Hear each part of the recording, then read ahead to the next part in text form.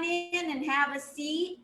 Welcome to Comic Spot, where this little Army veteran here gets to vet out veterans of comedy. You know, turns out there's more than just comedy veterans. There's than military veterans. There's comedy veterans like Dario. Yeah. He's out there kicking it in Chicago, you guys. Chicago, that's right. You heard me. Let me read you his intro that he sent to me. And I quote, Dario, I'm going to do this in really weird voice. It's Dario okay. is a Chicago comedian and producer, you guys. Yeah, get to know him. He co-hosts a podcast called Be Positive, the Chicago Stories. His second album, notice he has a second album. Yeah, he just slipped that in real easy on us. His second album, Laughter is Good for the Soul, just debuted at #1, you guys. Oh my gosh, am I so happy to have a real veteran of comedy here. Sounds cool the way you read it. I sound interested. That's the host's job, to make everybody feel so important. Yeah. Oh, Dario, I'm so glad you're here. Thank you for taking time for us to get to know you. Yeah, thank you for having me. I really do appreciate it, Linda. You betcha. Talk to me about who you are in a pandemic that you didn't know you were. Man, that's a long answer. How much time we got? For you, I'll go a half hour. I appreciate it. I didn't know that I was as creative as I was, as I am. Being able to produce an album, being able to put on these Zoom shows and still come back and do live comedy as well.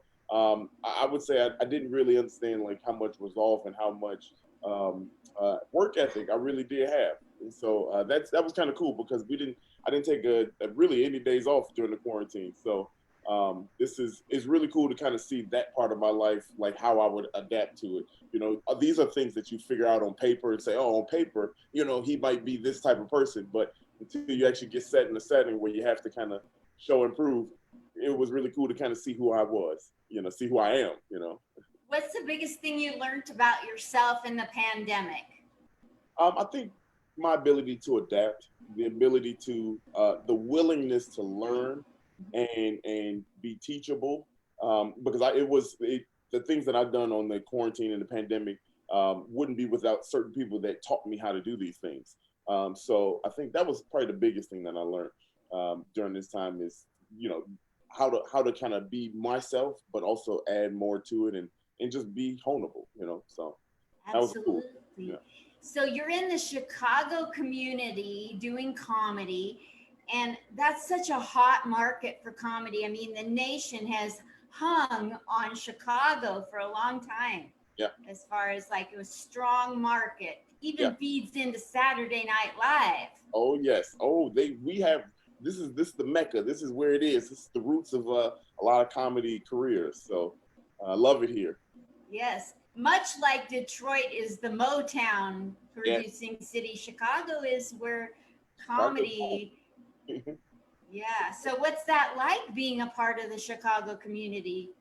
It's so fun. It's rewarding. It's a lot of hard work. I don't want to shortchange anything. It is a ton of hard work to make it out of the city and to be, some kind of name and kind of make your own. So it's fun. It's tough. It's rewarding. It's all that. And right now, everybody's going through a moment of, trepid. I don't know the word. Trepidation. There you go. Yeah. Everybody's a little worried about coming back, and a lot of people are still staying at home, and nobody knows the right thing to do. So you kind of just have to get your feet back out there and see what's going on and kind of test it out.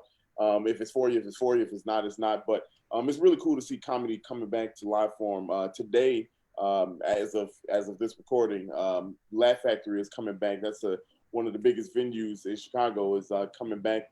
Their first show is today. They got two, I believe, at 7 and 9 o'clock. So it's really good to see them coming back as well. So you kind of got the big three here in Chicago are up and running again. And what are the other two? Zanies, well, I'll say big four. Zanies, Laugh Factory, Comedy Bar, and then the bar I'm at, My Buddies. That's the fourth. You call it My Buddies, Yeah, or that's the yeah, My Buddies is the name of the restaurant where I'm a resident host. So if I had to say Big Four, that's a Big Four here in Chicago. absolutely. What do you? So you're the resident host Mhm. at a major comedy club in Chicago. How long have you been the major host there, resident host? So My Buddies has really been open for going on 2 years now, and it's just a restaurant. But what we've done is kind of taken that space and made it a place for comedians to come and show their art. And I don't have a lot of restrictions on who comes there, who can perform there. It's more of an open space for Chicago comedians to come and kind of just express themselves. It's a very fun environment. I've been the host for over a year now, going on a year and a half. So I've been there and watched this thing grow from the start. I remember when I first started taking over January last year, I actually said I didn't want to be a host. That wasn't a thing. But now that I'm the host of it, I love it to death. And it's good that we've been back 3 weeks now with the pandemic, doing 2 shows a day on Wednesdays. So 6 shows under our belt. It's good to be back, and it feels good we call it Game 7 and we're at home. So that's our slogan here. Fabulous. It's such great news that Chicago has 4 clubs open now. Yeah. Oh, yeah. It's good to have them back, and honestly, give all respect to the 3. Me, I'm just me. But those 3, they've been here for decades and years. So it's good to see them come back and kind of pump some life back into the city, and kind of shed some hope. For that things that kind of go back to some bit of normalcy. We probably won't see real normalcy for another year and a half, or however long. But it's good to have a little hope to see. Little hope is better than nothing. That is During the pandemic, were you doing Zoom shows or did you avoid that? No, I jumped right on board. We converted our Monday open mic that was live and the Tuesday open mic that were formerly live. We're there both Monday and Tuesday respectively, and they're still live and going. So only thing that changed is that it's virtual and that the time slots went up a little bit. But other than that, they've been really successful. We get comedians from all over the world join in. We've been running it since the first week of quarantine. So it's been really cool to kind of be out there and still have things going on and have the shows going on. So I've had my fair share. Plus, I've been on a number of different shows for other comedians. So I love Zoom shows. I think what they add to the comedy world is something that we never saw coming without this pandemic. Absolutely. Yes. I got to be on a show last night, Dario, Yeah. and there was somebody there from Malaysia, and there was a guy from Africa, Yeah. and it just, Yeah, so it's really it cool. wouldn't have happened. Yeah. Yeah, I've done shows in UK, London, all over the United States, South Africa. I love the audiences out there in those places too. It's really cool to kind of expand and come almost a pseudo international star. So it's really fun to kind of see. Yeah. And it's so cool to see what parts of your material work, Yeah. even retooling your comedy to make sure that people from different parts of the world will understand what the heck we're talking about. Yeah, and the reception has been really well. I haven't changed over my comedy style, pretty much not at all. So it's really cool to kind of see that what I do here in the States translates overseas, Yes. and that makes me feel comfortable because when I pull up on them with the live shows, I want that same energy. Totally. It's like, no, this went over in South Africa. Don't even. Yeah, right. Yeah, don't play me now. Don't front. Yeah. Hey, so where did you grow up and how funny were you as a kid? So I'm born from here in Chicago, and then my parents moved out to the suburbs. So I spent the early part of my childhood here, and then my teen years I was in suburbs, but I'm back in the city now. And growing up as a kid, I was always funny. I was always the family member that kind of kept people smiling and laughing and entertained. The home videos, I'm always dancing and that kind of stuff. So. Even on the job, I was, in my teen years and in life or later in life, I was still the same on me. So it's really cool to kind of be able to do what I do on the stage as an adult now. and get some real gratification for it. You know, Totally. so it's really cool. But yeah, I've always been me. You know. So when the first time that you got up on stage, what made you get up on stage one day? So the You, first time I got on stage was a month after I started comedy, and I started comedy with improv. And I just oh, passed that 1 year, that 4 year anniversary of it. Also, it was July of 2016. I got on stage, and I was anxious. I loved improv so much. I said, "Hey, let's go ahead and do it." And my first experience was tragic. I don't know how I stayed with it, but it is really horrible. isn't it hard? Oh, it was much different because you're taught these certain things, and then the given the cues of how you're supposed to improv and things like that. And my first act, I went out there with all the confidence in the world, and the other performer uh, didn't kind of play by the rules, or at least I didn't know how to adjust to it. So I was stuck on stage holding some stupid ass imaginary cupcakes. So that was my first time. That was my first time on stage, and then a year and a half later, I actually did improv, and my first time doing an open mic was actually I had fun, but now I look back at the footage, I was horrible. I don't know why people laughed, but it was very bad. So, but those are my first experiences on stage. Yes. I love being able to have a little bit of improv skill. Have you already, like I have very little. I was in an improv class and I swear the guy was a drill sergeant yelling and barking. And I'm Yeah, like, I don't do well with that. I was yeah, in the military. I'm done. You don't boss me around no yeah, more. yeah. It's Improv hard. is a really really cool thing to have under your belt when it comes to stand up. I went through Second City's A through E program, which is kind of like their introductory program. It's about 45 weeks long. And I went through the whole thing. I didn't pursue it after that because I went through stand up, but I really loved it. I mean, I loved improv. I still love improv. If I have a chance once we're back live, I'll definitely do it again.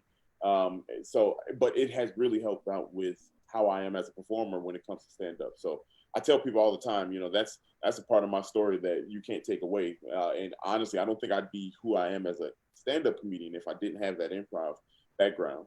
Yes. So in school, growing up, I don't know, did you do any acting? Oh Straight no, up, no.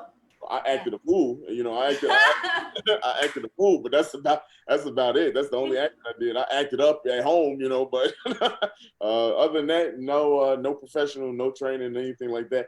First time I did was 2016 at Second City, and it was I think I was okay with it because I'm not afraid of being in front of people. Yeah. It's just learning the art and kind of playing by the rules there. That was the only difference, so to say. Yes. I love talking to people who have had acting and improv, one or the other or both, because in an interview, they're much more flexible. They're not so rigid and like, Yeah, what are the questions? And yeah. so I can Oh be yeah. prepared. They're like, Yeah. I can do anything. Yeah, you could throw anything at me. I got an answer for it all. Yes, exactly. So back to Second City. So do you have aspirations of being picked up for Saturday Night Live? Is that a hope of yours? um, yeah, I don't. I'm not close to it, but it's not something that I would say I'm actively pursuing. If that opportunity arises, you know, for those that know me, I rarely turn things down. So Yes. I'll figure it out as I go along. But I love it. I don't think that's something right now that I would like to do. I love the um, stand up part of things that I do, and right now I'm also kind of transitioning to a lot of charity work and community work. So that right there is something too that's probably even bigger than stand up for me, is making sure that we take care of our community because we have a platform, and comedy. People come out to comedy and they give us feedback when they laugh and they smile and they're there for us. So it's good for me to use my platform to be there for the people. So that's where my focus is right now, is to kind of make sure I'm doing my part for the community. What things are you championing, Dario? So we have this community organization that I started with four other friends of mine, called We Can Do Better. And We Can Do Better is just uh, meeting people where they are, and making sure we're accessible to the needs of the community around us using the platform that we have. Most recently, 3 weeks ago, we participated in a backpack drive for the city of Aurora, which is a suburb here in Chicago. And we donated over 150, almost 200 bags to Women's Shelter Mutual Ground. And then we hit the street and passed out 50 more bags. So just the people on the streets around the area. So that's the most recent act. And right now we're working on doing a similar drive for the city of Chicago, which I'll have more information out soon with that. But we're doing something similar, just on a bigger scale to meet the needs of the Chicago public school system students. Will you please let me know about that when it comes out? Absolutely. I will let you know. So what makes you so wonderful like that? When God made me, he had sugar, spice, and everything nice. And he said, you know what, this is a special cookie. This is the 13th cookie, so let's make them better. I don't know how to answer that. I don't know. So cool. I just like to be authentic, be the same person I am on the stage, off stage, and just in person. So I don't know. I like I like seeing people happy. I like being happy. I like seeing people happy, and I like to create. So you put all those things together, this is what you get. And tell me about your podcast, please. Yeah, so the podcast, Be Positive, the Chicago Stories, we launched June of last year, and it's really cool. It's a podcast. We call it Chicago Stories because we don't call our episodes, they're called chapters. So our whole story, whenever we finish, this is, you should be able to look at all these, and there are different stories about people around the city, not just comedians, but we have entrepreneurs, small business owners, musical acts, any kind of artistry, any kind of person that is pursuing something. We want to just highlight the stories of these people.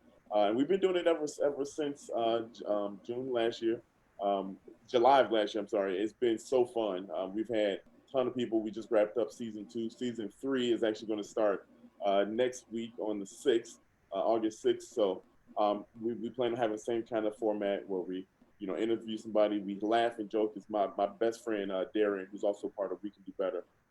We kind of started this, and we're just going to see it through and just keep highlighting people. And that's the whole point of the podcast, is to highlight people.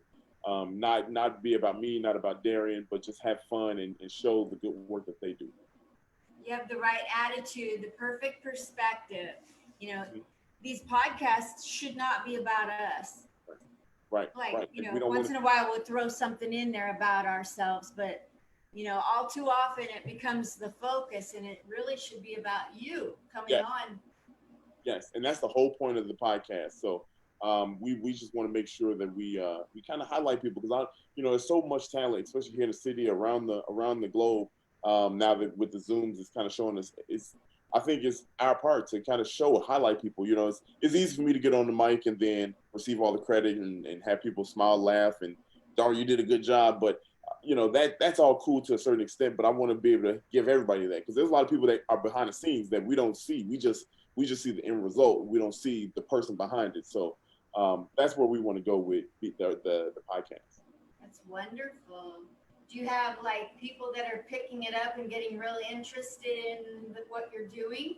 So right now I think we're going to go a little bit more aggressively with kind of shopping it out just to see what we're doing. But right now we want to be as controlled as possible. And that's as much control as you'll probably ever hear me say. But we want to kind of keep it in that direction where we can give a product to our likes. We still tweak every episode, every chapter, every season. We still get better and find things to improve upon. So when the time is right, we're definitely open to it. But this is our baby, and we love it. We want people we still want to be able to highlight. And sometimes when you give other people the reins, you miss, they might miss the point and not see what you're talking about. So if it ever comes to that, I want to make sure that the product is in a good hand, in a good space where the message is still going across.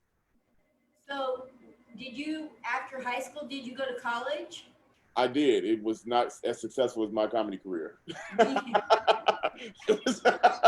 it didn't last as long. Guess what? Me neither. Yeah, hey, it's okay. I majored in practical jokes. What was your major? Not finishing. Totally. That was my major. It's not my thing. No. You know what's funny is I actually did go to school for computer software engineering. Yeah, so I got a little bit of smarts to me. It's just I'm from the era where your parents, you couldn't say I want to be a news producer or a sports broadcast. I'm not from that era. You had to say I want to be a doctor, I want to be a lawyer, I want to. I'm from that old school kind of era.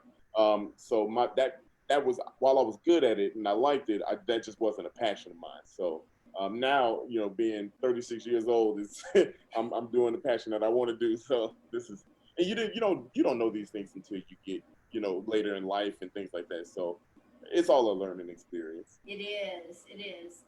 I didn't start getting on stage until I was 63 years old.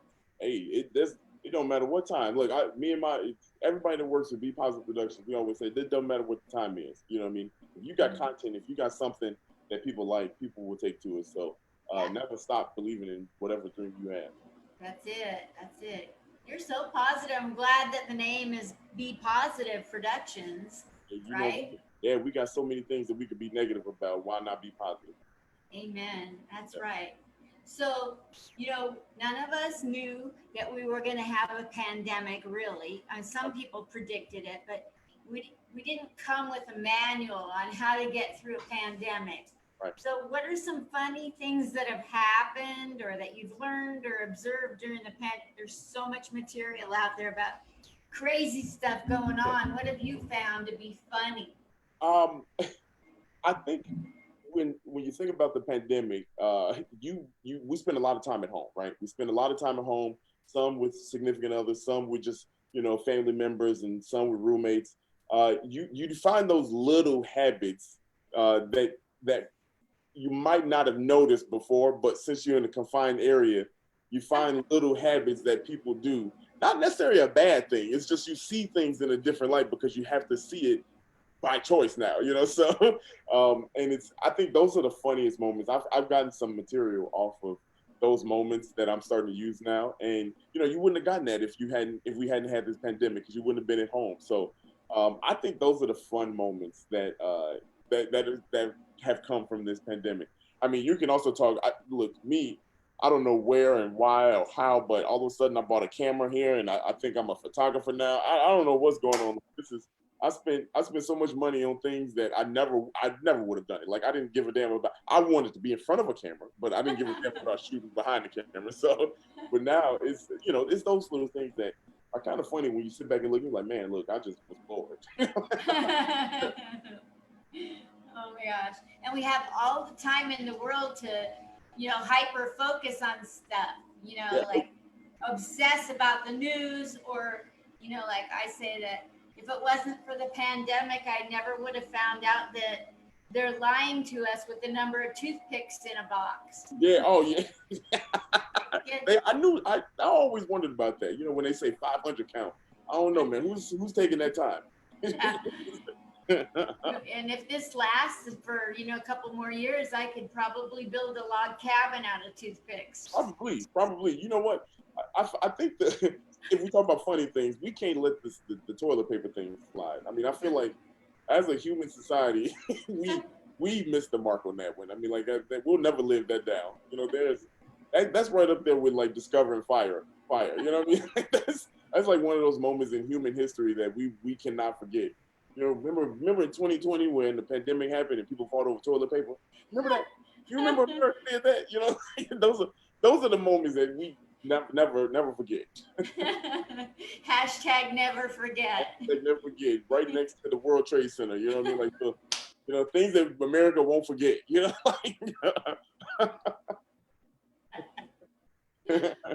amazing. Is there anything that I didn't ask you that you would like to talk about before we wrap up? I just want to highlight the 16, 17 artists that we had on Laughter is Good for the Soul, that is available everywhere, June 19th.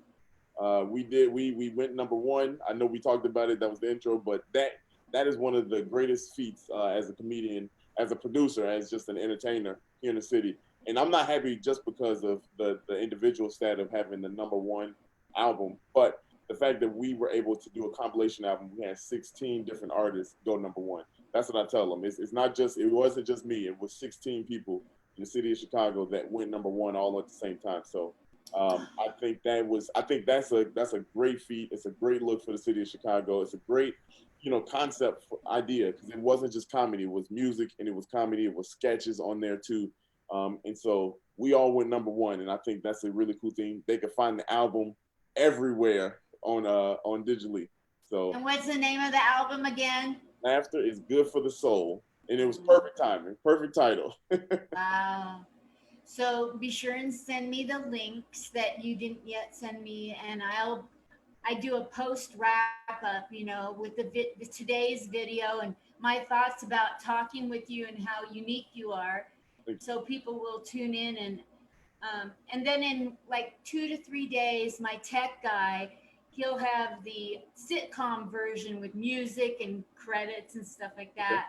Okay. To put up, and I'll send that to you if you'll share it with all your links. That would be amazing. Will. Yeah, I definitely will. I'll get those right to you. Yeah, and if you know any comedians, text me and tell me who they are, and I'll interview them too. Or anybody in the arts field. They can be spoken word, whatever. I will. I have a whole book of people I can recommend. Yes, please. You can send me all the names. I'll work through them. Got you. Got nothing but time over here in Vegas. Oh, same here. They shut the city down in Vegas, and there's no sin here. Yeah, that's so I got all kinds of time. It's like Sodom and Gomorrah over there, or maybe just Sodom. I don't know. Yeah. One of the two. Which one was the good one? They both were bad. Right. They always lumped them together. We never did figure out if one of them was good. Right. One might have been the good one. You don't know. Yeah, right. Might have been, but I don't know. It's perspective. Yes. Thank you so much, Mario.